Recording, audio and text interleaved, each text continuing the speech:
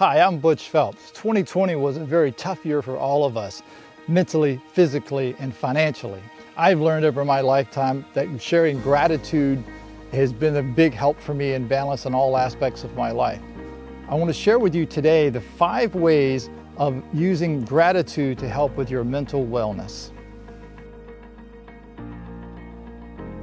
Number 1, get comfortable with you. Be grateful for who you are. My wife and I spend 20 minutes every day meditating, and we just allow our thoughts to run through our head like a movie without judgment. We all have flaws. You have flaws. Don't focus on your flaws. Focus on the best part of you. Remember, there's only one of you on this earth. Be grateful for that. 2, be grateful for the movement. Stretch every day. The frustrating part about stretching is that so many people try to force themselves into a specific position. Your muscles are actually more emotional than they are physical, meaning that your brain will actually fight with your body when too much pain is there. How do we do that? We do that by starting ourselves going into a specific position. We breathe out and we allow the brain to actually let go. Remember, stretching is not a competition. It's about feeling. Don't worry about how far your leg or your arm or your body actually moves. If you're focused on the feeling and you can reduce the emotion, the range of motion will happen on its own. 3, be grateful for good food. You notice I didn't say healthy food. Good food, food that's better for you. They know it's bad, but they do it anyway. Good food taken little steps at a time can make the best you yet.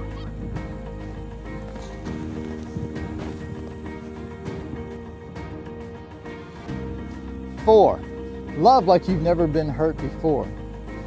Every day for 20 years I've told my wife how beautiful she is and how much I love her.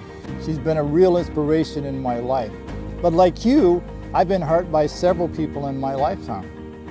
One of the things that I do that I'm very grateful for is being able to sit with my thoughts and run a movie in my head of all the people who've hurt me in the past. And that doesn't come easy because, like many of you, I've been hurt many times in my life by other people. I try to practice in my meditation as well as when I'm just sitting in my own thoughts of the people who hurt me in the past. And what I realized was that as I watched that movie without judgment, I realized that my wife was never in that movie. So the thought came to be, how long will I make her pay for the bad behaviors of people in my past?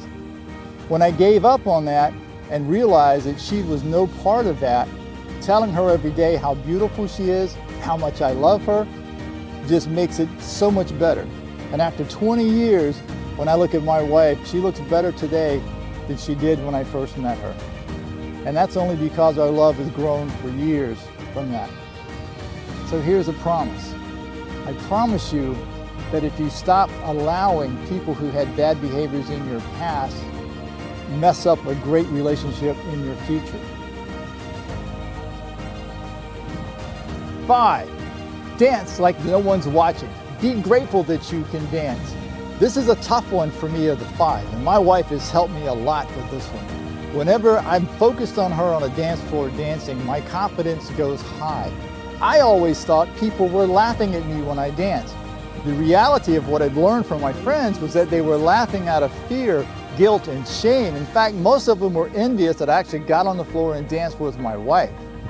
The secret to it is not how good you are. As you can see, I'm not a great dancer, but it allows me to release and let go of my emotions, and I'm so grateful every day that I can do that.